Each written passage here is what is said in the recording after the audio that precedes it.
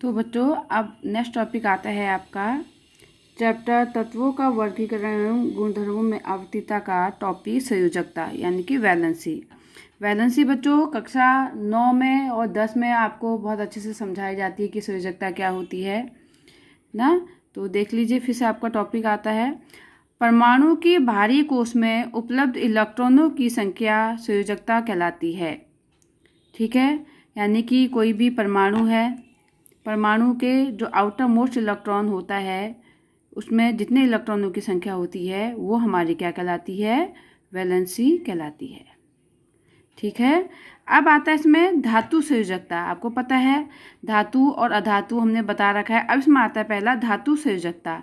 बाहरी कोश के इलेक्ट्रॉनों की संख्या यह 1, 2, 3 ही होती है धातु संयोजकता में। ठीक है, और जो अधातु संयोजकता होती है उसमें हमारी 8 माइनस बाहरी कोश के इलेक्ट्रॉनों की संख्या अधातु संयोजकता निकाली जाती है ऐसे हमारी।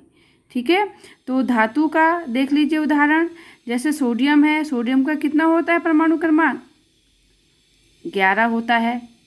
ठीक, जब हम इसका इलेक्ट्रॉनिक विन्यास करते हैं तो 2, 8, 1 होता है, यानी कि सोडियम के 3 क्लासें हैं। ठीक, 2, 8 और 1, यानी कि इसमें हमारे 2 इलेक्ट्रॉन हैं और इसमें हमारे कितने हैं 8 इलेक्ट्रॉन हैं, और बाहरतम कक्षा में हमारे 1 इलेक्ट्रॉन है। ठीक, तो धातु संयोजकता हमें बताई गई थी बाहरतम कोश में उपस्थित इलेक्ट्रॉनों की संख्या है ना, बाहरी कोश के इलेक्ट्रॉनों की संख्या, तो इसके बाहरी कोश में कितने इलेक्ट्रॉन की संख्या 1, यानी कि सोडियम की हमारी क्या है संयोजकता 1 है। ठीक है, तो देखो संयोजी इलेक्ट्रॉन यहाँ पे 1 है, 2, 8, 1 संयोजी इलेक्ट्रॉन हमारे यहाँ पे 1 है, तो धातु यानी कि सोडियम की क्या है संयोजकता 1 है।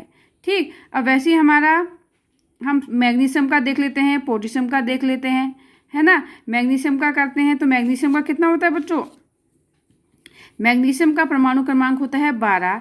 जब हम इसका स्ट्रक्चर बनाते हैं तो देखिए इसका हम इलेक्ट्रॉनिक विन्यास करते हैं 2, 8, 2, यानी कि हमारे इस क्लास में हमारी 2 इलेक्ट्रॉन और मध्य वाली क्लास में हमारे 8 इलेक्ट्रॉन।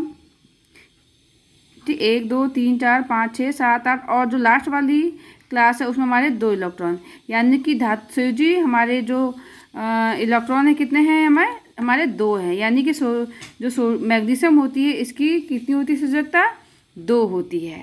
ठीक, वैसे ही हम पोटेशियम की निकाल लेते हैं। ठीक, अब आता है हमारा अधातु।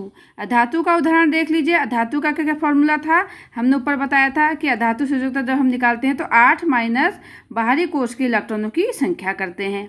ठीक, तो इसका उदाहरण देख लीजिए, जैसे कि यहाँ पे लिया है नाइट्रोजन जिसका परमाणु क्रमांक होता है 7, इलेक्ट्रॉनिक विन्यास होता है 2, 5, बाहरतम कोश में कितने इलेक्ट्रॉन है 5, संयोजी इलेक्ट्रॉन हमारे यहाँ पे 5 हो गए। तो देखिए अधातु संयोजकता निकालने के लिए 8 माइनस बाहरी कोश के इलेक्ट्रॉनों की संख्या, तो देखिए जो हमारा नाइट्रोजन है इस क्लास में तो इसके 2 हैं और इसमें हमारे कितने हैं 5 हैं, 1, 2, 3, 4, 5। तो हम क्या करेंगे 8 फॉर्मूले के हिसाब से 8 और -5, क्योंकि बाहरतम संयोजी इलेक्ट्रॉन कितने हैं इसके 5 है, 8 माइनस 5 तो कितने हो गए 3। ठीक, यानी कि अधातु यानी कि नाइट्रोजन की जो संयोजकता कितनी हो गई 3 हो गई, अधातु संयोजकता इसमें इसकी 3 हो गई। ठीक है, अब उसकी प्रकार हमारी Cl के लिए हम देख लेते हैं।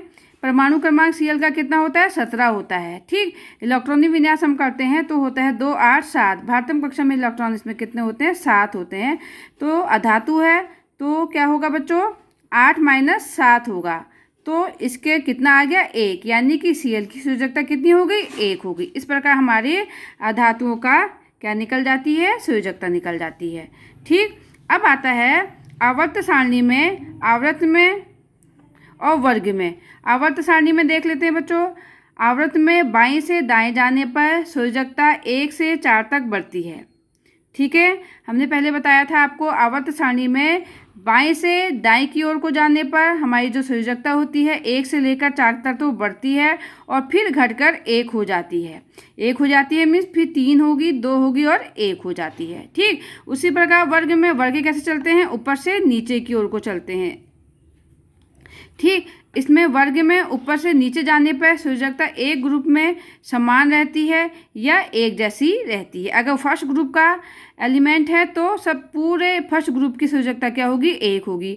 अगर सेकंड ग्रुप का एलिमेंट है तो सबकी क्या होगी, संयोजकता दो होगी, यानी कि एक ग्रुप के लिए संयोजकता समान होगी। जैसे कि देखो बच्चों, ये आवर्त है, आवर्त हमने बताया पहले भी, बाएं से दाएं की ओर को चलते हैं, और जो ग्रुप होते हैं ऊपर से नीचे की ओर को चलते हैं, है ना।